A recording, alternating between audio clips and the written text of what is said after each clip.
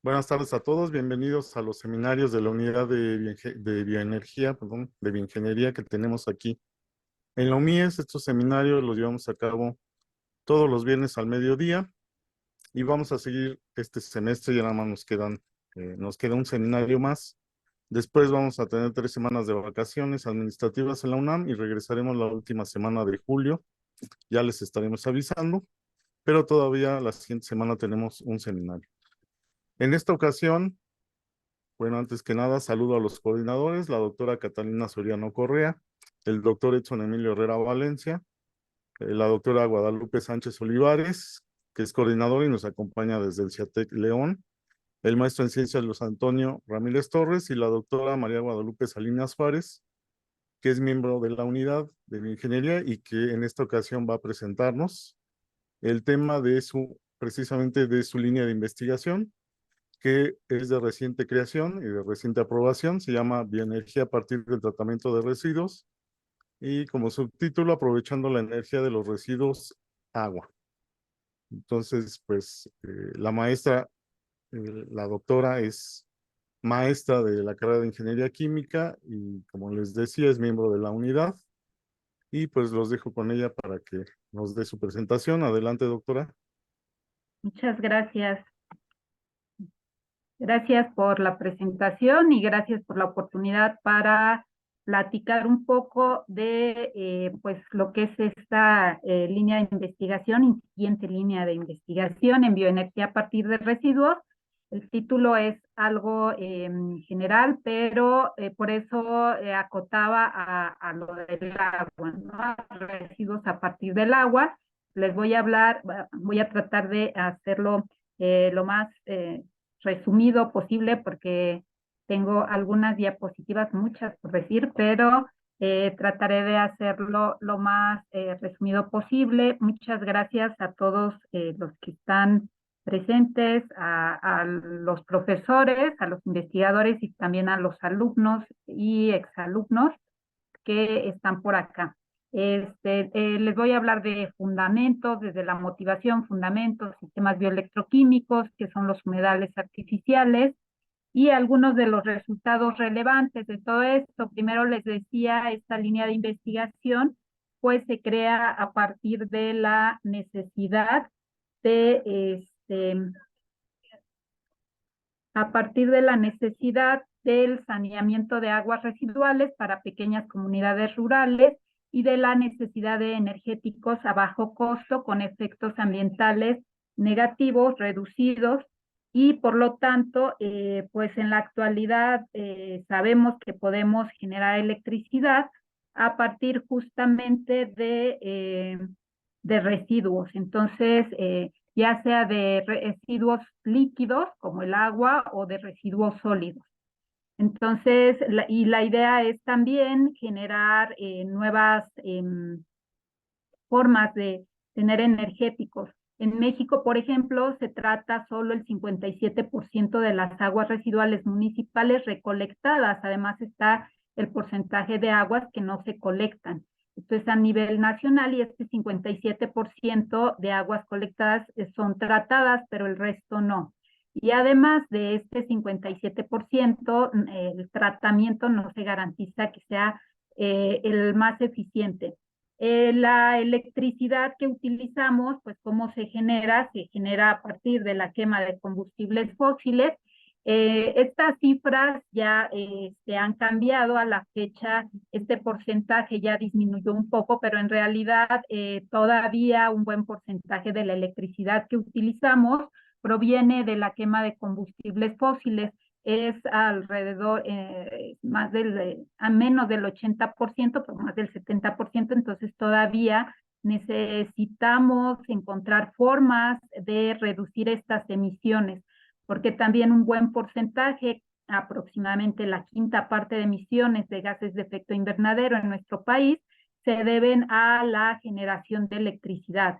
Y bueno, en cuanto a la motivación de esta investigación, antes yo ponía, o bueno, ahorita les voy a mostrar una de las motivaciones, pero en estos días bien podemos, o está de moda, pues todo esto, ¿no? Del calor, de la onda de calor y los efectos y la incomodidad que esto nos produce. Y en redes sociales vemos generalmente pues este tipo de imágenes y los memes, ¿no? Que sentimos que México está entre medio del sol y de la tierra, como si ya nos hubiéramos separado y el sol, mañana les doy otra calentada y el sol, y ahí está la Ciudad de México y muera, ¿no? Y me encontré por ahí, papá, que hay allá, Zaragoza, hijo mío, no vayas, que hace mucho calor. Entonces, nos ponemos termodinámicos y decimos que hace calor, o hace mucho calor, o hay alta temperatura. Y bueno, surgen todo este tipo de manifestaciones por el calor en estos días en la Ciudad de México y decimos otro grado más de calor y empieza a hablar como acapulqueño, aquí recordando un poco a los compañeros de laboratorio, que no somos de Acapulco, pero me recuerda un poco eso. Y decimos, ¿por qué hace calor? ¿Por qué? Y bueno, aparece aquí justamente una de las respuestas, tiene que ver justo con lo que aparece en esta imagen, ¿no? Donde hace 23 años, en el año 2000, la población pues era menor de lo que es ahora y entonces cómo esto afecta a el ambiente. En esta otra imagen, pregunta a la Tierra al Sol, ¿por qué los lastimas tanto? Y el Sol le dice, porque te están lastimando. Pero la que me preocupa más es esta, que dice, este es el verano más caluroso de mi vida y pensar que sea el más frío del resto de nuestra vida, ¿no? O sea, que no, a lo mejor nos quejamos ahora y si fuera cierto que en un futuro tuviéramos justamente el calentamiento global, lo que provoca es estas condiciones extremas de clima. Y entonces antes ponía esta motivación, pues que el derretimiento de los glaciares, pero o inundaciones o los huracanes, pero pues ahora vemos, bueno, cada vez es más sensible para la mayoría de la población estos efectos del cambio climático que ya se ha comprobado por el panel intergubernamental de cambio climático, que este cambio climático se debe justamente, este aumento de temperatura global generalizado se debe a la quema de combustibles fósiles en todo el mundo, ¿no? Que ha ido en incremento en los últimos más de 100 años y como tan pronto hemos generado todas estas emisiones y provocado este calentamiento global y una de las soluciones pues son la búsqueda de energías alternativas, en específico energías renovables que puedan ayudarnos a minimizar estos impactos. Entonces se estima que el 90% de las emisiones por energía se pueden reducir por medio de energías renovables. Y en este caso, pues de pronto voy a hablar un poco de los fundamentos de esta investigación, que tiene que ver en la parte biológica, pues con bacterias, que yo digo que la vida se trata de reacciones redox, de reacciones de oxidorreducción, entre otras cosas. ¿Por qué? Porque el metabolismo de los seres vivos, pues consiste en eso, ¿no? En una serie de reacciones de oxidorreducción en donde de una sustancia a otra se pasan los electrones y esto genera cierta energía. Entonces, así como en cualquier ser vivo sucede esto, y pues en las bacterias, que son organismos unicelulares, pues también ocurre esto mismo, ¿no? Que requieren una fuente de energía, de electrones y unidades de crecimiento, lo que se conoce como metabolismo, y esto es lo que les decía, una serie de reacciones químicas por medio de las cuales la célula va a ganar energía. Las bacterias requieren, ya lo mencionaba, una fuente o donador de electrones para realizar esta serie de reacciones de oxidorreducción, y ese donador de electrones generalmente pues son compuestos orgánicos. Son compuestos orgánicos o inorgánicos que pueden estar en el agua residual. También van a usar, así como requieren un donador, van a requerir aceptores de electrones, que aquí puede haber diferentes sustancias como el oxígeno. Este es un aceptor muy común, en especial para las bacterias aerobias, y por eso su presencia o ausencia va a determinar en el ambiente microbiano, va a determinar qué tipo de microorganismos se tienen, si aerobios o anaerobios. Y les decía, la transferencia de electrones va a ser el medio por el cual las bacterias van a obtener energía. Entonces, el hecho de que se vayan pasando los electrones, eso va a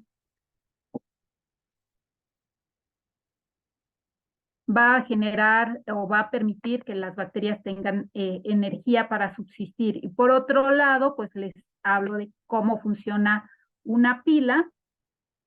Aquí este es un esquema de lo que es una pila, Daniel, sí, lo que sería el fundamento de una pila, en donde hay reacciones también de oxidación y de reducción. Por un lado, en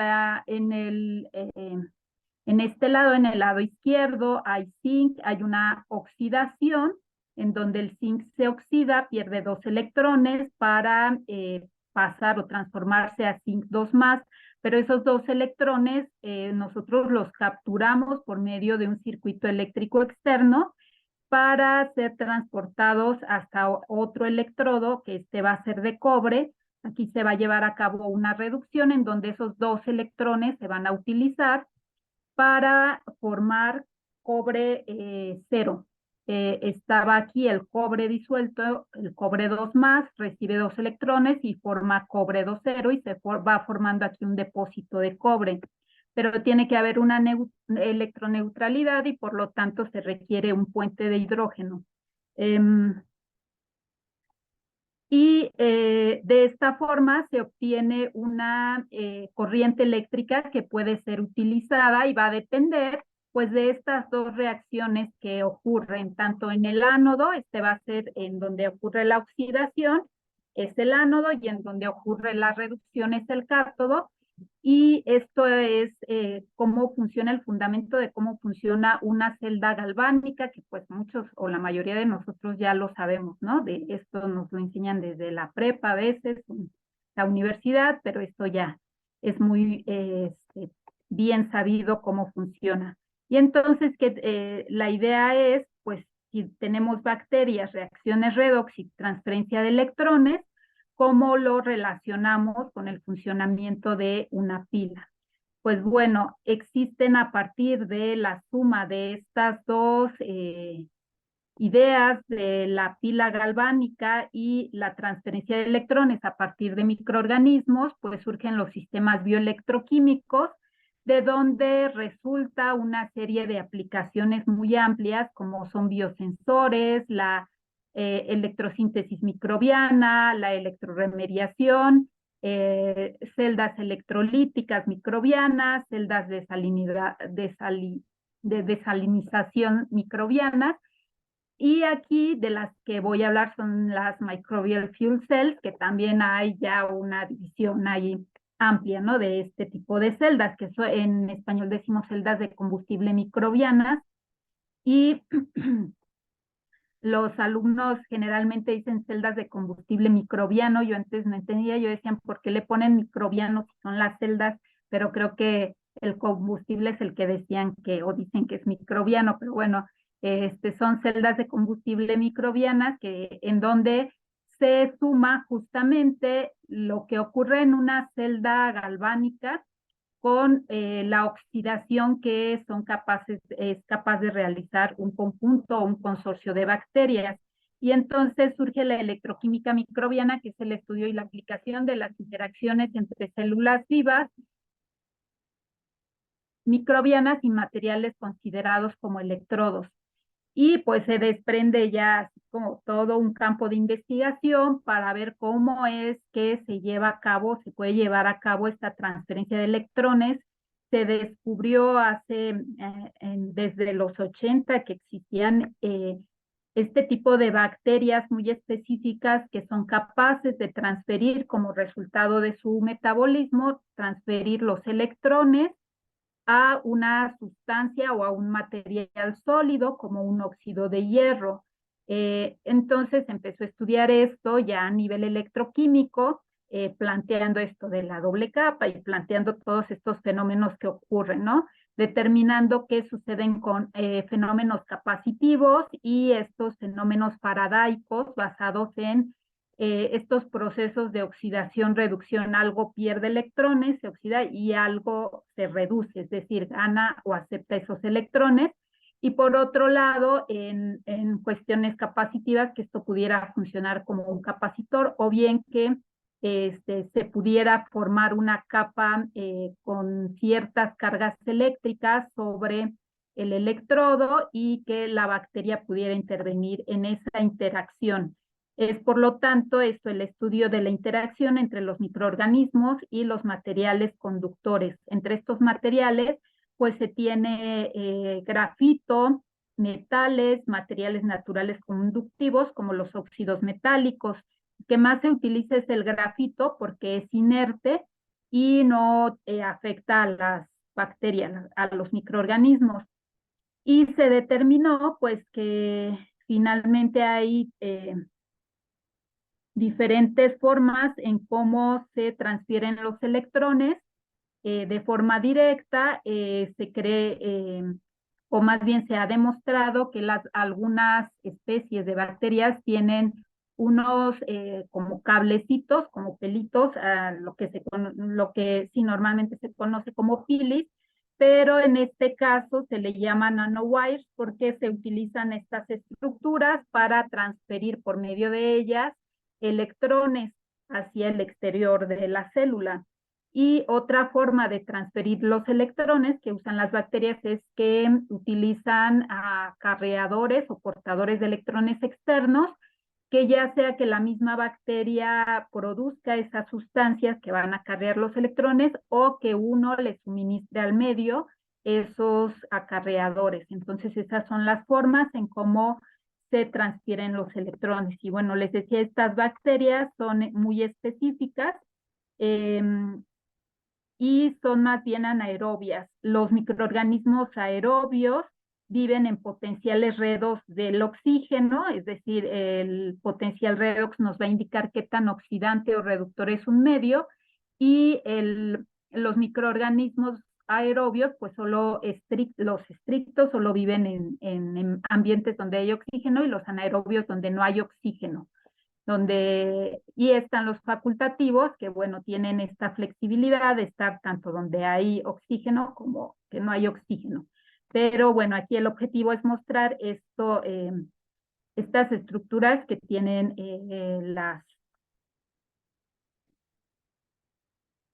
las bacterias.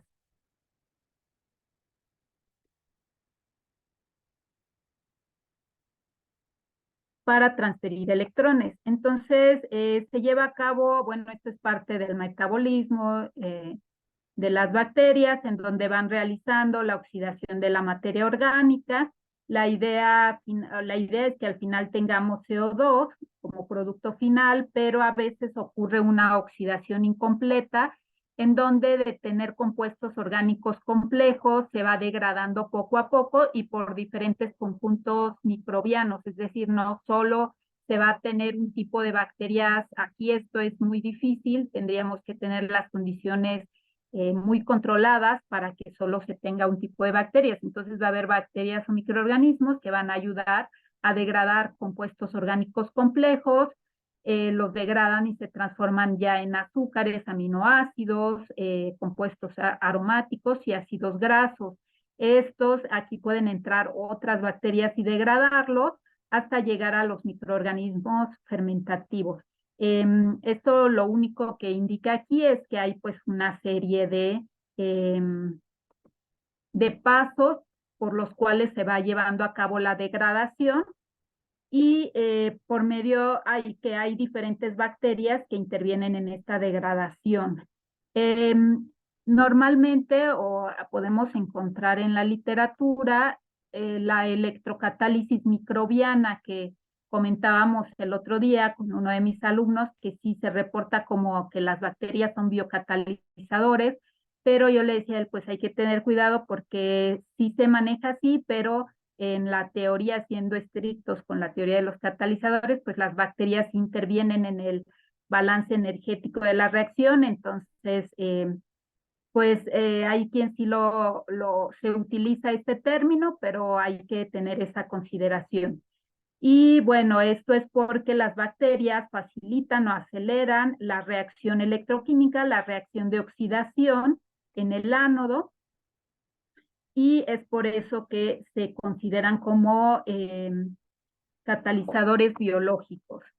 Y ya les hablé de como que de varios de estos puntos de la transferencia de electrones. Aquí lo voy a pasar rápido para no entretenerme mucho, nada más para mencionar que estos sistemas también se aplican a la electrosíntesis de materiales. Hay ahora grupos de investigación que utilizan estos sistemas para captar CO2, capturar CO2 y transformar ese CO2 en otras sustancias que sean útiles, por ejemplo, en acetato, o en algún biocombustible como el metano.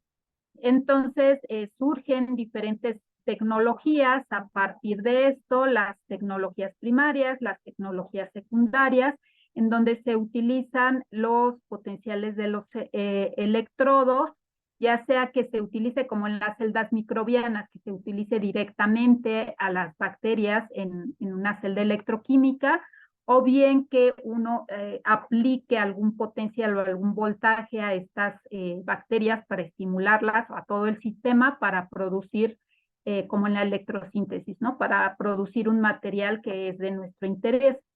De manera que el campo de los sistemas bioelectroquímicos es muy amplio, deriva, como dice aquí, de todos los campos de la bioelectroquímica, incluyendo enzimas. Está la parte donde se estudia solo la acción de las enzimas, los microorganismos, las proteínas, el ADN o la neuroelectroquímica. En un evento que fui, me acuerdo que alguien hacía experimentos con las hojas, otros hacían experimentos con unos lentes de contacto y se activaba la celda electroquímica con las lágrimas y cosas así, ¿no? Entonces esto de los sistemas bioelectroquímicos es muy, muy amplio, y las celdas de combustible solo son una fracción de ese campo de conocimiento. Y pues bueno, en cuanto a la historia, desde el siglo XVIII se tienen estudios por Galvani, también está lo que hizo Volta, y ya en 1911 este investigador se dio cuenta de que se podía aprovechar, era posible obtener una corriente eléctrica a partir del metabolismo microbiano. Ya después hubo otras investigaciones hasta que en el 85 Derek Lovely encontró estas bacterias en los sedimentos de un río en Estados Unidos, empezó a estudiarlas y vio que tenía esta capacidad de transferir electrones. Ya fue casi en el año 2000, un poco antes del año 2000, a principios del año 2000, que a alguien se le ocurrió pues, conjuntar, ¿no? Decir, pues estas bacterias tienen esta capacidad, ¿qué pasa si las pongo con una celda electroquímica? Y entonces empezó a haber este estudio de producción de electricidad, pero también a alguien se le ocurrió, pues bueno, si las bacterias de por sí se usan para el tratamiento de agua, pues vamos a ver qué sucede. Y entonces se crearon esto que son las celdas. Este es un esquema muy básico de una celda de combustible microbiana, en donde se tiene un ánodo, un cátodo, el circuito eléctrico externo, y puede haber una membrana de separación o no. Si hay esta membrana, tiene que ser o es una membrana de intercambio catiónico o de intercambio protónico. ¿Por qué? Porque bueno, aquí la idea es que en el ánodo se forme una biopelícula, que haya bacterias que estén transfiriendo electrones al ánodo, y del ánodo se van a transferir esos electrones por el circuito eléctrico externo hasta el cátodo. En el cátodo lo que vamos a tener es oxígeno. Queremos que aquí haya oxígeno. Puede haber algún otro aceptor de electrones, se ha probado con ferricianuro, por ejemplo, u otras sustancias, pero pues el oxígeno está disponible en el aire. Entonces, al llegar los electrones aquí, también van a reaccionar con los iones H+, que se producen también como parte del metabolismo, pero estos iones van a pasar por medio de esta membrana de separación, que les decía, se procura que sea una membrana protónica que transfiera los protones que están aquí del ánodo al cátodo para que reaccionen, por un lado, pues para evitar la acidificación del ánodo, y por otro lado, pues para que reaccionen con el oxígeno, los electrones, y formen agua. De manera que vamos a tener dos reacciones, la reacción de oxidación y la de reducción, oxidación en el ánodo y reducción en el cátodo. Y de esta forma, pues se tiene la degradación de la materia orgánica, que va a ser el sustrato para los microorganismos por medio del metabolismo, que son las reacciones redox, y pues la idea es generar una corriente eléctrica. Y les decía, aquí tenemos la reacción de oxidación, que se generaliza con fines de estudio como la reacción de oxidación del acetato, de manera que se obtienen aquí 8 electrones, y esto se hace para determinar, tener una idea de cuál es el potencial que se está generando aquí en el ánodo. Después tenemos la reacción de reducción del oxígeno en el cátodo, y cada una de estas reacciones tiene un potencial. En el ánodo esta reacción sería de menos 0.289 contra el electrodo de hidrógeno, y en el cátodo de 0.805, de manera que se suman estos dos o se restan, y nos daría idealmente con solo acetato y degradando toda la materia orgánica presente, todo el acetato aquí, pues se tendría un voltaje de 1.1 volts en esta celda electroquímica.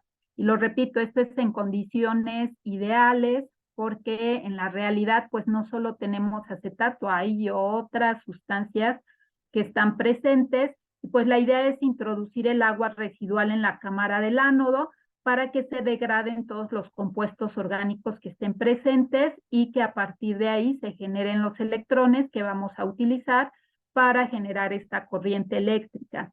Además, hay que considerar que la reacción de reducción del oxígeno es muy lenta, cinéticamente hablando es mucho más lenta que la del ánodo. Entonces ahí pues hay otro campo de investigación en probar catalizadores y la manera de cómo hacer más eficiente el sistema. Les hablaba de las bacterias que se han bautizado como electroquímicamente activas o eh, exoelectrógenas, electrógenas, anodofílicas, etcétera, ¿no? Y estas se pueden encontrar en sedimentos de ríos, sedimentos marinos, en lodos anaerobios, son bacterias eh, anaerobias estrictas, y pues las que mejor han presentado resultados son estas bacterias Geobacter, o puede ser Geobacter sulfurreduncens o multireduncens, y la Shigionella. La Shigionella transfiere electrones más bien con aceptores, ellas producen sus acarreadores de electrones. Entonces, la Geobacter sí tiene estos cablecitos, estos nanowires, por medio de los cuales transfieren los electrones. Entonces, es un tipo de bacteria muy, muy estudiada. Y en este experimento, a mis alumnos se los pongo siempre, es un experimento que realizaron ya tiene tiempo, en 2009, pero lo que hicieron fue inocular estas barras de grafito, proporcionaron diferentes potenciales a cada barra, las inocularon con Geobacter, es decir, sembraron en ellas el Geobacter, y las sometieron a diferentes potenciales electroquímicos. En una de ellas, el potencial más alto, que es 0.37, no creció la bacteria, no hubo señales de crecimiento, mientras que en los potenciales más negativos, en este de menos 0.15, pues sí hubo una abundancia mayor, y en este de menos 0.09 volts hubo también abundancia de bacterias.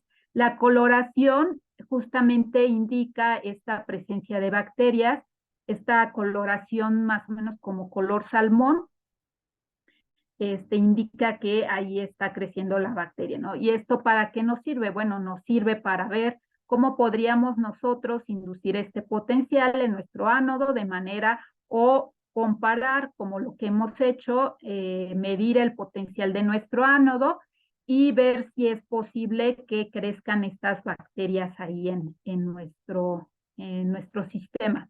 Y estas son otras bacterias que han sido estudiadas también, pero más recientemente después de Geobacter. También estas las encontraron en Dinamarca, cerca de Aarhus, y también tomaron sedimentos marinos y extrajeron, vieron qué bacterias había, solo que estas les llaman cablebacterias. Unas son las nanowire bacteria y las otras son cable bacteria. En estas vieron que las bacterias se apilan una sobre otra formando estos cables.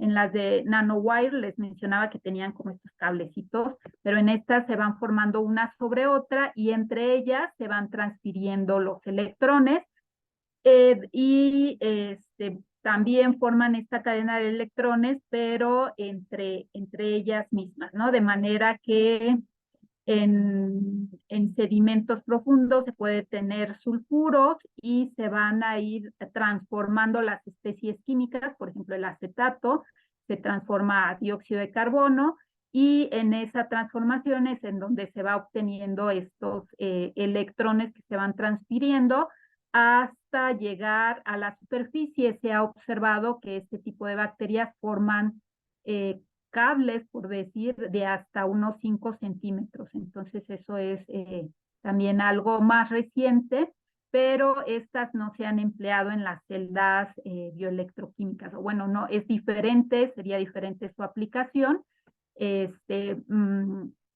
diferente de lo que sucede en las microbial fuel cells, en las celdas microbianas. Y bueno, aquí nosotros, ¿qué es lo que proponemos? Pues es hacer esta adaptación o esta implementación de colocar la celda electroquímica en un humedal para tratamiento de agua, considerando que se tienen las condiciones para hacerlo, ¿no? Aquí se muestra una planta, más plantas y más plantas. Lo que a simple vista podemos ver ahí es planta, pero en realidad lo que podemos tener pues es una corriente eléctrica que se pudiera generar. En este sistema lo que puede suceder o lo que podemos hacer es instalar un ánodo enterrado al fondo del recipiente. Este va a ir incorporado ahí en otro recipiente que va a contener al cátodo y con una membrana de separación. En el otro caso se tiene el ánodo enterrado, pero el cátodo va en la superficie para aprovechar el oxígeno que está aquí disponible. De esta manera, las bacterias que estén en el ánodo van a transferir los electrones que van a salir por el circuito eléctrico externo hasta el cátodo. Y la transferencia de protones aquí se haría por medio del mismo material que tengamos de soporte para las plantas.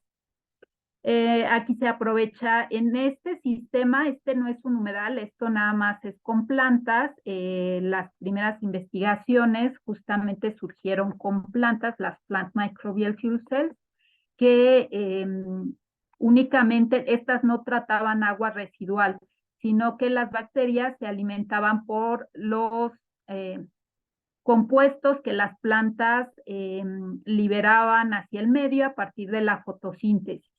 Pero en el caso de los humedales, pues es diferente. Ahí surgen los humedales artificiales asistidos electroquímicamente, y aquí pues son algunas imágenes de diferentes humedales. Estos humedales son de una visita técnica que nos llevaron ahí en Dinamarca. Este es un humedal, este sí tiene un lecho electroquímico. Más adelante les voy a hablar de ese. Y bueno, los humedales son empleados en realidad o estudiados desde los años 50 por la doctora Kathi Seidel en Alemania, en el Instituto Max Planck. Ella se dio cuenta de que el agua entraba con ciertas características a estos sistemas y salía con una calidad diferente. Y entonces ya a partir de ahí mucha gente empezó a hacer diferentes estudios y experimentos y se empezaron a construir en el mundo. Existen muchos humedales, unos más grandes, pequeños. Obviamente esto parte de la idea de los humedales naturales.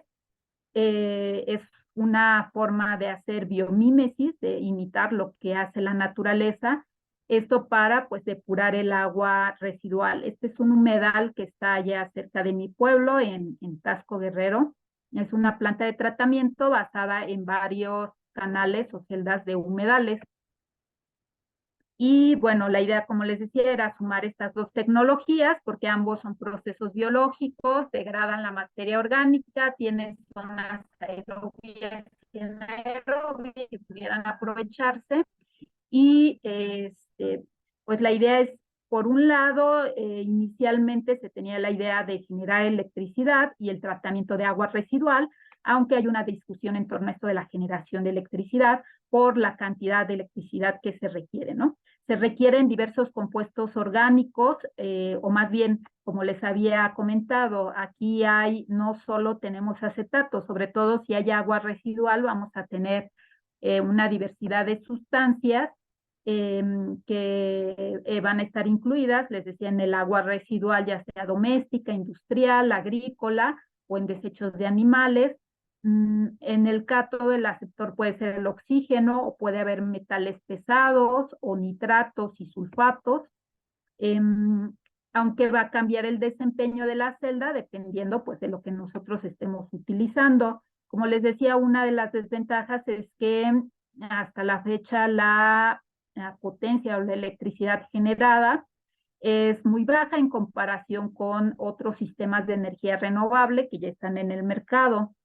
Y la eficiencia de las celdas en cuanto a la electricidad que generan con respecto a la materia orgánica que se suministra en el agua residual, pues es muy baja. Es decir, si aquí colocamos 100 miligramos por litro de materia orgánica, pues de esos 100 miligramos solo se aprovechan 3 miligramos o 5 miligramos, o no sé, es muy bajo el porcentaje de la materia orgánica que se transforma en electricidad, y por lo tanto lo que se busca es reducir las pérdidas de voltaje. Como aquí hay pues muchos materiales o diferentes materiales, cada uno con su resistencia, pues la idea es eso, reducir por un lado las pérdidas de energía e incrementar la estabilidad del sistema.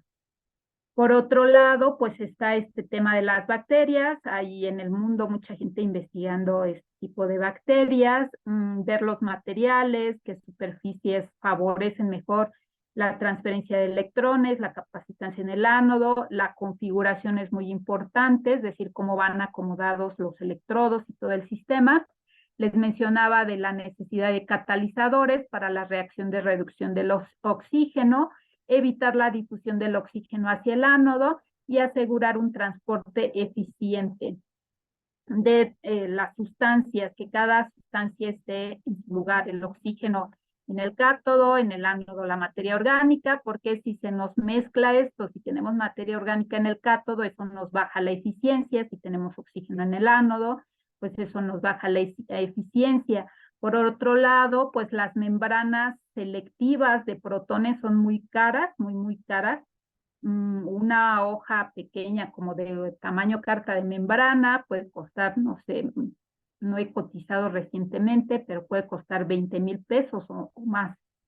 Y de esta manera, pues también hay investigaciones en cuanto a los separadores cerámicos, usando materiales cerámicos, geles, fibras no tejidas, y también se busca reducir la resistencia interna, es decir, minimizar la resistencia del ánodo, optimizar el ensamble electrodo separador, incrementar la fuerza iónica del medio, y les dice, pues la parte de la configuración tiene mucho que ver y la electrónica también. Y bueno, estos son estudios ya que ya tenemos un buen rato acá, entonces voy a tratar de apurarme. Estas son algunos estudios que se han realizado. Se ha visto que se tienen beneficios como pues la promesa de una fuente de energía renovable a partir de biomasa, la electricidad es in situ. Esto nos lleva a tener una electricidad con bajas emisiones de gases de efecto invernadero, porque pues no se están quemando los combustibles fósiles. Por lo tanto, se plantea como un proceso no destructivo, sustentable, limpio, económico. Pues eso está en discusión, y promueve el establecimiento de un ecosistema acuático terrestre. Les decía, este es un sistema que se planteó en donde todo se llena con un material conductor, y se prueban diferentes, aquí se prueba más bien la eficiencia del tratamiento y se ve que las reacciones electroquímicas lo que hacen es favorecer ese tratamiento. Ahí lo que se hace es tener un sistema de seguimiento para diferentes parámetros y por otro lado, pues lo que se llegara a generar de electricidad, pues se suma a esta electricidad que está ahí, ¿no? Por otro lado, hay otros estudios donde se busca hacer más eficiente el tratamiento del agua residual por estos medios y bueno, se plantea toda una serie de preguntas, cuál es la mejor configuración para la conexión, cuál es la mejor especie vegetal, qué otros materiales de soporte se pueden utilizar y bueno, aquí esto es de los materiales que se han utilizado. Uno de los, por ejemplo, en cuanto a las condiciones de operación, uno de los factores que se deben tomar en cuenta o que, bueno, nos llamó la atención fue la resistencia eléctrica externa, ya que la resistencia es la que regula el flujo de electrones entre el ánodo y el cátodo. La mayoría de los estudios han planteado o usado resistencias de 1000 ohms, pero otros han usado entre 100 y 12.000 ohms, y a partir de ahí planteamos experimentos. En este experimento el objetivo principal era ver cómo funcionaban mejor si en batch o en flujo continuo. Y entonces se planteó este experimento con un volumen de 5.6 litros de trabajo, con el ánodo aquí enterrado, el cátodo por aquí arriba, el medio de soporte para la planta era tezontle, medimos la remoción de materia orgánica, vimos que con los 5.600 ohms en continuo se obtuvo una mejor remoción de contaminantes, y conforme bajábamos la resistencia, pues era menor la remoción de contaminantes. En el sistema batch, la mejor remoción se obtuvo en las resistencias eléctricas más bajas, de 560 ohms. Y aquí lo que nos pareció interesante es que cuando conectábamos la resistencia eléctrica, tanto el potencial de óxido de reducción como nitratos y sulfatos, eh, se estabilizaban estos parámetros. Entonces nosotros medimos estos parámetros, el potencial de óxido de reducción, y tenían como cierta inestabilidad, pero al momento de conectar la resistencia, todo se estabilizaba. Y en cuanto a la densidad de potencia, pues vimos que teníamos valores más estables en los sistemas continuos que en los sistemas en batch. En los sistemas en batch teníamos estas subidas y bajadas, un día subía, al otro día bajaba mucho, de manera que pues a partir de aquí vimos que teníamos mejores resultados en 5.600 ohms, estas son potencias y voltajes más altos, en continuo que en batch. En batch nos favorece, o en intermitente nos favorece más la remoción de materia orgánica. Este fue otro experimento en donde analizamos diferentes separadores, vimos que funcionaba mejor si el tezontle, arcilla o pellón. El pellón, que es este material no tejido, sintético, es una tela que se compra en Parisina, entonces, o en una tienda de telas. Y pues al final obtuvimos que los mejores resultados se observaron en el reactor con el separador de barro para voltaje y para potencia eléctrica, mientras que para remoción de materia orgánica se obtuvo en el que tenía pellón. Y esto es nada más una gráfica para mostrar lo que les decía, ¿no? Que primero, o al momento de conectar las resistencias, teníamos como una tendencia más estable con la remoción de sulfatos y de nitratos. En este otro experimento, lo que se hizo fue, considerando esto, que el ánodo tiene su potencial y el cátodo su potencial, aquí lo que se hizo fue buscar cómo medir el potencial de los electrodos, y por eso propusimos este nuevo sistema donde aquí en estos tubos se estaba destinando a medir el potencial del ánodo, del cátodo, de manera que pues ahora ya en las sesiones pasadas los jóvenes que ahora han estado trabajando pues han presentado sus resultados, de manera que ya ellos nos hablaron de esto, de que se hizo la comparación de materiales, en donde vimos que el mejor material fue placa de acero inoxidable con aleación 316. En cuanto a la comparación de qué dimensiones son mejor, vimos que para remoción de materia orgánica es mejor tener un mayor volumen, pero para la electricidad es mejor un volumen más pequeño. Aquí es menor a 1 litro. La comparación de separadores, aquí el alumno Alan, que expuso sobre esto, él propuso este material y fue el que mejor permitió la generación de electricidad. También se está estudiando con un joven de maestría la influencia de la resistencia eléctrica externa en la comunidad bacteriana. Se hicieron análisis de PCRs que mandaron a secuenciar y hacer para determinar qué bacterias tenemos ahí. Estamos esperando los resultados para ya hacer las conclusiones. Y entonces en un futuro se va a estudiar la caracterización electroquímica de las celdas para ver cómo podemos hacer más eficiente el sistema, estudiar los fenómenos de transferencia de masa, evaluar el desempeño de un conjunto de celdas en serie y en paralelo, y la implementación a escala real, pues es el objetivo final. Esto es una invitación para los jóvenes a que hagan tesis, porque, bueno, muchos chicos como que les asusta mucho, y el otro día encontré esto en redes sociales, ¿no? Que según es de la tesis de Marie Curie. Yo digo, ¿qué sería del mundo si Marie Curie no hubiera hecho su tesis, ¿no? ¿O qué sería de nuestro sector femenino feminista si Marie Curie no hubiera hecho su tesis, que hubiera dicho, no, mejor hago diplomado? Entonces, bueno, ahí no se podía porque era de doctorado, ¿verdad? Pero bueno, nada más la invitación a los jóvenes que cada uno de nosotros tenemos algo que aportar. Se agradece el financiamiento del proyecto PAPIT, al apoyo de la colaboración que se tiene con el CINVESTAP en el Departamento de Química, a la Facultad de Química, que también nos han apoyado, el Laboratorio 301 de la Facultad de Química, el laboratorio de aquí de Relojía y Fenómenos de Transporte de la UNIES, de la FE Zaragoza, los compañeros, muchas gracias. Y gracias, aquí hay algunas de las personas que han estado involucradas desde el principio, estos muchachos, yo aquí hace 6 kilogramos, y pues toda esta gente, ¿no? Estoy muy contenta porque el martes esta muchacha se fue, ella estuvo conmigo en la Facultad de Química, y el martes hace su examen de grado en Alemania, hizo la maestría y ya va a hacer su examen de doctorado. Entonces, eso me da mucho gusto, y ella pues también está en este campo de las celdas bioelectroquímicas. Y pues todos ellos son personas muy valiosas a quienes les agradezco siempre su colaboración y su participación en este proyecto, y pues quedo atenta a sus preguntas. Muchas gracias por escucharme.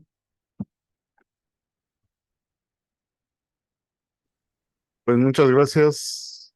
Le agradecemos a la doctora Guadalupe Salinas por su excelente presentación, y bueno, ahora sí hay varios con la mano levantada. Voy a comenzar con el doctor Edson Emilio Herrera Valencia. Adelante, doctor. Sí, primero que nada, felicitarte. La verdad que qué padre es conocer el trabajo de nuestros compañeros. Te felicito porque ya, yo vi desde que te contrataron, y ahora ya que eres profesor titular A, que eres PDC, y sobre todo que estás sacando productos, que eres miembro del Sistema Nacional de Investigadores. Me da muchísimo gusto ver que el trabajo es muy interesante. Aparte, te vienen muchos retos con lo del posgrado, te vienen muchos retos con la gente que se va a incluir aquí en la FES, en la facultad. Ojalá que podamos incluir a más gente interna y externa. Y el único comentario es que aquí hay que meterle masa, ¿eh? Ahí a esos electrodos están pidiendo que se les incluya en la transferencia de masa, que es lo que ya habíamos platicado, ¿no? Sí, sí, pues justo esto ya en algún momento hemos empezado a platicar con el maestro Luis, que está por ¿Mm? ahí. Entonces sí espero que ya próximamente lo vayamos aterrizando y lo vayamos haciendo realidad. Aquí también me faltó incluir lo de catalizadores, porque con un amigo que trabaja en Exactamente. catalizadores también queremos hacer algo sobre eso. Ujú. Sí, Pues pero ahorita gracias. aprovechando eso, acuérdate que ya tenemos, que tenemos Consol, del proyecto PAPIME, del proyecto que tenemos. de nuestro PAPIME. Entonces, ahí se compró Consol, entonces se pueden hacer estos fenómenos ya con estos sistemas, ¿no? Entonces, pues muchas gracias y felicidades y estoy muy contento que estés en el grupo, ¿eh? Y pues que vengan Gracias. más doctoras así a enriquecer a la FES Zaragoza. Y De claro hecho, que que es algo que tenemos que hacer y pues con lo del posgrado, acuérdate, hay que meterle mucho a ciencias químicas, al posgrado en maestría y doctorado en ingeniería y al posgrado que nosotros podemos proponer, ¿no? En bioingeniería. Gracias, maestra. Gracias, doctora. gracias. Gracias al doctor Edson por su participación y ahora seguiría Héctor Rivera. Adelante. Hola, muy buenas tardes. Hola, Héctor. Doctora, me da mucho gusto, como siempre, ver sus presentaciones, que siempre me surgen nuevas dudas. Sí, Yo quisiera saber qué tipo de catalizadores podrían apoyar a estos sistemas sí. y de los cuales se han eh, utilizado para tener una mejor optimización en los sistemas bioelectroquímicos. Sí, gracias. Gracias, Héctor, por tu pregunta. Me parece sí, interesante y es buena. Justo lo que he platicado, espero que no se escuche porque va pasando un avión por acá. Lo que he platicado con mi compañero que él se dedica a esto de los catalizadores, a la síntesis de los catalizadores, es que usemos grafeno. Um, Cuando empecé el proyecto PAPIT, yo tenía considerado conseguir grafeno porque el sintetizarlo, bueno, yo alguna vez lo sinteticé y es muy largo el proceso, bueno, requiere mucho tiempo, es mucha talacha. Entonces ahí obteníamos el óxido de grafeno reducido, pero me pasaron el dato de una empresa que ya lo vende sintetizado, pero yo creo que por la pandemia no estaban trabajando, ya hasta hace poco me contactaron. Entonces, en algún momento podríamos usar eso, óxido de grafeno, y pues materiales en celdas de hidrógeno, por ejemplo, electrocatalizadores, hay muchísimos. El que es por excelencia el punto de referencia es el platino, pero como es muy caro, pues todo el mundo busca alternativas, ¿no? Basados en paladio, en bismuto, en otra serie de metales que ayudan a acelerar la reacción. Entonces, yo creo que lo más accesible de momento sería probar con el grafeno y ver qué nos resulta en eso. Héctor, muchas gracias por tu pregunta. Gracias, Héctor, por la pregunta. Y tiene la mano levantada Jorge Romero. Adelante. Hola doctora, buenas tardes. Hola, Jorge. Felicidades por la presentación. Gracias. Yo quisiera preguntarle de los diferentes tipos de configuración de humedales que existen, ¿cuál es el que mejor se adapta o cuál es el que mejor se acopla con una celda de combustible microbiana, perdón, y por qué? Sí. Y gracias, Jorge, por la pregunta. Aquí les presumo, Jorge está ahorita en Dinamarca haciendo su estancia y justo está haciendo una estancia con investigadores que estudian humedales. Él es quien está estudiando esto de las bacterias y ya pronto también va a terminar su maestría. Así que gracias, Jorge, por estar conectado ahorita. Y pues sí, tú sabes que están todos estos tipos de humedales, de flujo vertical, de flujo horizontal, de flujo subsuperficial, de flujo superficial, y que cada uno de ellos tiene sus características, ¿no? Porque unos favorecen más las zonas aerobias, otros favorecen más las zonas anaerobias, otras favorecen más otro tipo de remoción, o eso se sirve para ver qué contaminantes vas a remover, ¿no? Si quieres hacer nitrificación, desnitrificación, etcétera. Entonces, aquí lo que hemos hecho en las investigaciones, como las celdas que tú tenías y que algunos de ustedes han revisado como estas, el flujo es ascendente, ¿no? Es entre el agua por abajo y favorece, sería más bien un flujo vertical. Entonces, ¿cuál en esa clasificación, dentro de esa clasificación que mencionaba, cuál es la mejor para este tipo de sistemas, pues tendríamos que ver como todo el sistema en conjunto, es decir, qué le va a favorecer al ánodo. Hay quienes dicen que favorece aquí el flujo ascendente porque se arrastra, ¿no? Toda la materia orgánica que pueda haber aquí y topa el ánodo, y entonces ahí es donde queremos que haya materia orgánica para que al final llegue al cátodo ya con una degradación menor. Y si fuera al revés, y es al revés, pues tenemos el riesgo de que aquí haya mayor acumulación de materia orgánica y ya en el ánodo haya menos. Entonces, a lo mejor en estas celdas, y a lo mejor ahí habría que hacer estas que hizo Mariel, aquí no se ve bien, pero ahí lo que se propondría sería un flujo horizontal.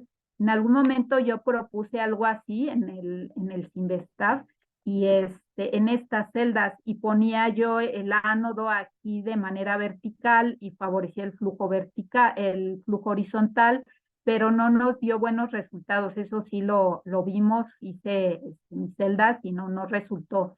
Entonces ahí tendríamos, y justo parte del chiste en esto es jugar como con los parámetros, ¿no? Y ver cómo puedes aprovechar mejor, como te decía, lo que uno quiere es degradación de materia orgánica en el ánodo y en el cátodo la reducción del oxígeno. Entonces buscar de qué manera se puede adaptar eso. Eh, Hasta ahora, como te decía, pues se ha hecho con humedales de flujo vertical ascendente, pero podríamos otra vez intentar el flujo horizontal, acomodando de forma diferente el ánodo para que se aproveche mejor. Yo propondría eso, ¿no? Como el probar con un tipo de humedal y con otro para ver cómo se favorece mejor. Gracias, Jorge. Ok, gracias. Gracias. Bueno, ahora hay muchas manos levantadas. Seguiría Mariel, adelante. Gracias. Bueno, ahorita con lo que hemos planteado, buenas tardes, con lo que hemos planteado, bueno, con lo que nos ha planteado la doctora de las diferentes tipos de investigaciones, ¿cuál diría usted que sería como una variable limitante para el experimento a lo largo, pues, de todo este proceso? Una limitante, hay muchas. Con tu pregunta recuerdo una pregunta que nos hacía un maestro que teníamos de academic writing, de escritura académica allá en la facultad, y nos decía, imagínense que tuvieran $1.000.000, que el dinero no fuera el problema, ¿no? ¿Cuál sería entonces, qué es lo que harían? Yo creo que en cuanto a si tuviéramos el $1.000.000, pues sería, no sé si esa limitante te refieres a técnicamente hablando al sistema en sí, como por decir la resistencia interna o ese tipo de cosas, Mariel. Sí, sí. Con respecto al sistema experimental, ¿cuál sería su variable limitante? Bien. Bueno, ¿qué más en este caso, claro? Sí, por acá en una de las diapositivas, justamente les comentaba como los diferentes factores los diferentes factores que intervienen, ¿no? Por acá. Entonces tiene que ver con todo esto, los catalizadores, el tema de bacterias, y uno de los más importantes, pues, es la resistencia interna de la celda. Eso tiene que ver con los materiales que utilizamos. Necesitamos materiales altamente conductivos que conduzcan la electricidad eficientemente, y por eso es que hemos probado la idea también de probar un material y otro, y asegurar las conexiones es muy importante, porque a lo mejor tú puedes tener un buen consorcio bacteriano, tu ánodo muy saludable, por decirlo de algún modo, pero si no tenemos el puente o la conexión que conduzca estos electrones, pues no podremos evaluar adecuadamente el sistema. Entonces, una de las partes fundamentales en esto es que aseguremos que las conexiones, tanto en ánodo, en cátodo, en el circuito, sean eficientes, que estén funcionando bien. Esa sería, y buscar la manera de disminuir la resistencia interna. Otra forma de hacerlo es con la configuración de la celda. Y como decía, los materiales, a lo mejor, creo que por acá decía de incrementar la fuerza iónica del medio, también podría ser útil estudiar esa parte. Ok. Y también con respecto ahorita, referente a lo de la escala laboratorio, bueno, a llevarlo a una escala real, ¿sería posible usar los humedales artificiales que ya están hechos solo y implementar en este caso nuestras celdas? ¿Sí o no? ¿Y por qué? Gracias, Mariel.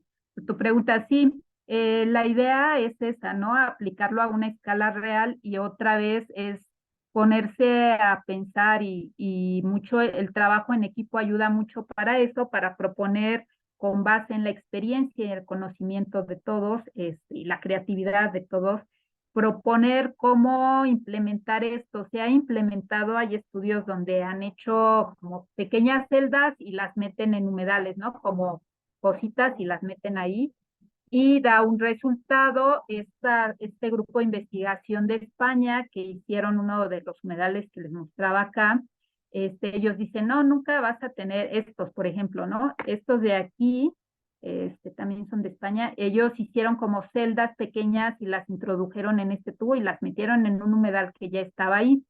Entonces, esta es una forma de ver o de observar, de medir si, qué tanto podrías tú obtener aquí, ¿no? Qué tanto de electricidad podrías estar generando en ese espacio, si puedes tener remoción de materia orgánica, como confinar este espacio, sería el reto, para observarlo mejor. Esta sería una idea. Y la otra, este es el humedal, este es el otro grupo de investigación que te decía que acá ellos llenan todo esto que está aquí abajo, el material. En lugar de tezontle, ellos tienen, ¿cómo se llama? Un material conductor de carbono, y entonces lo que hacen biochar, y entonces, pero ellos dicen, es que no vas a generar tanta electricidad, así como ni sueñes. Pero yo creo que la idea más bien sería hacer, aquí no incluye eso, pero hay una empresa ya, ahora son una empresa, se llaman Aquasil, y ellos lo que hacen es hacer como una serie de módulos en donde, y eso también lo han hecho en otras investigaciones, en Bristol, en Reino Unido, donde hacen una serie de módulos con muchas celdas, y aquí sería algo semejante, ¿no? Yo propondría algo semejante, hacer como una serie de stacks, se le llama en celdas de hidrógeno, para generar la electricidad a lo mejor de todo el humedal, y controlar las condiciones en esa región y pues hacer las mediciones pertinentes. Gracias, Mariel, por tus preguntas. Gracias, Gracias, doctora. Mariel. También quisiera felicitarla por sus felicidades. Bueno, hablando de felicitaciones, también te felicita la maestra Dominga, ahí en el chat. Y adelante, doctora Catalina Soriano. Sí, gracias. ¿Todavía hay tiempo? Sí, pues vamos a dar unos minutos más. Adelante. Ok, gracias. Rápidamente, muy interesante, y bueno, parte de la pregunta que yo tenía ya se acaba de comentar, pero a mí lo que me llama la atención es justamente de estas celdas, si están haciendo esta transferencia de electrones, al final de cuentas, bueno, para hacer o lo que quieren ustedes, me llama la atención porque, bueno, como dicen, no quieren hacer más eficientes sus baterías. Y la pregunta es si no han pensado en desarrollar ustedes materiales o sistemas unidimensionales para que posteriormente hagan sus sistemas más eficientes al exterior, porque justamente si uno piensa en ese flujo de electrones, pues lo primero que uno piensa es en un material que tenga, si yo quiero una mejor conductividad, debe ser inverso a una resistividad. Y si es eso, entonces para que haya un mejor flujo de electrones, pues pensar en a lo mejor en un material unidimensional. Y por un lado, y por otro lado, me llamó mucho la atención porque pues ahí presentó una diapo donde tiene unas bacterias que justamente se van apilando. La verdad yo no había visto bacterias, sí sé que al final de cuentas pues todo esto de bacterias o el tipo parásito, lo que sea, pues finalmente son moléculas, ¿no? Y si uno hace estos sistemas justamente unidireccionales, se podría pensar en tener un mejor flujo para una transferencia electrónica o una transferencia de carga. Sí, sí, pues en primer lugar, en cuanto a los materiales, sí, como ya lo había mencionado, en algún momento, pues yo me enseñaron eso de la síntesis del óxido de grafeno reducido para aplicarlo justo en las celdas. Ya no dio tiempo, ya no me dio tiempo a hacerlo por ciertas situaciones, porque además es muy largo el proceso y como lo estaba haciendo yo solita, entonces, y además ya tenía que atender otras actividades, que ya no pude hacerlo, pero la propuesta está ahí, eso es con el grafeno, ¿no? Ahora, si quisiéramos probar otros materiales, también pues se puede en este caso considerar esta como una propuesta, ¿no? Como tenerlo ahí para que en primer lugar, pues lo que quisimos hacer fue probar los materiales que se utilizan comúnmente y ver cómo funciona. Eso fue lo primero que se hizo al principio, ver que funcionara el sistema y ya luego ir probando otros materiales, ¿no? Entonces sí sería bueno probar algún material, como bien lo menciona, doctora, pues para reducir esta resistencia, porque justo los muchachos Mariel, Héctor hicieron esta actividad de activar el grafito, los electrodos de grafito, y bueno, ahí veíamos una variación de resistencia eléctrica al momento de someterlos a un proceso térmico y demás. Entonces, sí sería bueno considerar uno de estos materiales y pues lo vamos a tener ahí presente para un futuro. En cuanto a estas bacterias, pues estas son como especies diferentes de las de este lado, las cablebacterias.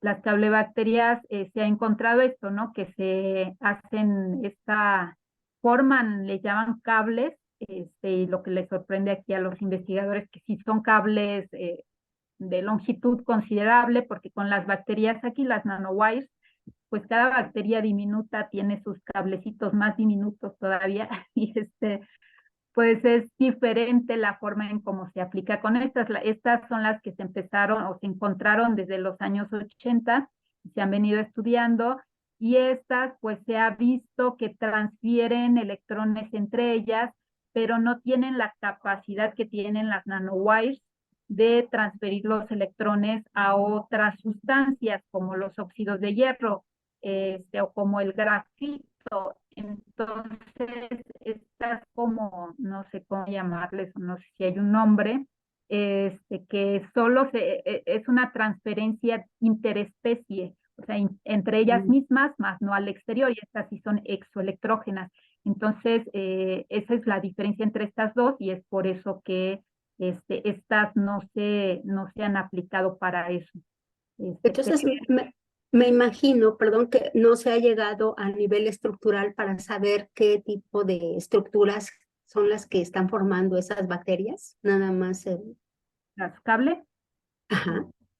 Sí, no me he metido mucho, sí he visto, tengo ubicado al grupo de investigación que encontraron y que están allá también donde anda Jorge, pero en las nanowires, sí son muy estudiadas. Estas sí se sabe que hay citocromos involucrados o ciertas estructuras de proteínas que son las que hacen esta transferencia, pero en estas sí al momento no tengo mucha idea de cómo, nada más las menciono aquí para ilustrar justo que existe, ¿no? Que existe esta forma y que, bueno, estas se empezaron a estudiar ya como del 2013 me parece, hacia ahora, y estas pues están desde los 80 estudiadas, ¿no? Siendo estudiadas. Entonces, sí hay ya muchos estudios sobre esto, pero en este momento se me dificulta. Yo creo que ya la próxima vez que me toque presentar ya le podría contestar mejor. Muchísimas gracias, ¿no? Muchas gracias, muy interesante. Gracias. Muchas gracias. Sí. Gracias, doctora Catalina, por sus preguntas. Y finalmente, Brenda Acevedo, adelante. Hola, buenas tardes, doctora. Muchas felicidades por la Gracias. presentación. Pues yo también quería preguntar acerca de las bacterias. Bueno, más bien, ¿cuáles serían las condiciones microbianas que debería tener el sistema para una mayor oxidación de materia orgánica? A ver si escuché, o bueno, creo que no escuché bien. ¿Cuáles son las condiciones para tener una mejor oxidación de materia orgánica? Ajá, microbianas. ¿Cuáles serían? Las condiciones, pues hay que favorecer que los microorganismos en el ánodo estén a gusto, por decir, ¿no? Que los microorganismos tengan las condiciones de pH, eh, salinidad, temperatura y lo que serían su suministro de nutrientes y de energía, ¿no? Su donador de electrones y su aceptor de electrones. Entonces, por ejemplo, aquí que se inocularon estas barras, entonces se tenían en condiciones muy controladas de temperatura, pH y también la sustancia o el líquido que se ve aquí, pues es el caldo nutritivo o la solución con los nutrientes específicos para estas bacterias. En el caso de las celdas y de los humedales, pues es un poco más difícil de controlar eso, porque pues cuando ponemos una celda en el laboratorio, como en estos que eran de Jorge, no, de Oscar, pues acá tú tienes tu ánodo enterrado, pero esto está expuesto a la intemperie, entonces no podemos controlar como lo que hay ahí. Lo que podemos hacer es suministrarle los nutrientes que requieren las bacterias. La temperatura, pues hemos visto que sí les afecta cuando esto está en invierno, por ejemplo, que baja la temperatura a 4 grados, 6 grados, entonces pues esto afecta. El pH, pues normalmente es un pH neutro o cercano a la neutralidad, pero si fuera, por ejemplo, una chica que hizo su trabajo con jales mineros, una chica de la Universidad de Guerrero, pero ella usó los jales mineros en el cátodo, entonces si hubiera usado los jales mineros en el ánodo, pues hubiera tenido resultados diferentes, eso hubiera afectado a la oxidación de materia orgánica. Sin embargo, pues también sabemos que hay bacterias extremófilas, a lo mejor probar con algunas de esas bacterias o ponerlo por etapas, en donde primero pase por las extremófilas, y ya luego pase esta zona, de manera que la oxidación de la materia orgánica, pues sí tiene que ver con que las bacterias estén a gusto, que estén felices, que tengan comida y que no les haga mucho frío. El calor he visto que les beneficia, entonces ese no es tanto problema. El problema mayor sería las bajas temperaturas. Abajo de 10, 11 grados es lo que más les afecta. Y a lo mejor en algún momento proponer algún sistema en el Cindestaba, alguna vez lo hicimos, que pusimos en la mesa varios focos y le hicimos ahí, le tapamos con cajas de cartón para que en la noche se mantuviera un poco la temperatura. Entonces, pues es eso, de esa forma que podría controlarse, Brenda, y gracias por conectarte. Sí, gracias. Bueno, pues ahora sí nos pasamos un poquito, pero fue, creo que beneficioso y pues les agradecemos su presencia a todos. Felicito a la doctora María Guadalupe Salinas por su presentación, muy ilustrativa, y los esperaremos ya la siguiente semana, que va a ser nuestro último seminario de este semestre y va a presentar la doctora Guadalupe Sánchez Olivares del CIATEC. Que tengan buena tarde y nos vemos la próxima semana. Gracias, hasta luego. Hasta luego. Hasta luego, gracias. Hasta luego, saludos a todos. Adiós a todos, a todos. Saludos. Saludos a la Real Costeña. Excelente presentación. Gracias, Chiño. Saludos, maestra Guadalupe. Sí, maestra.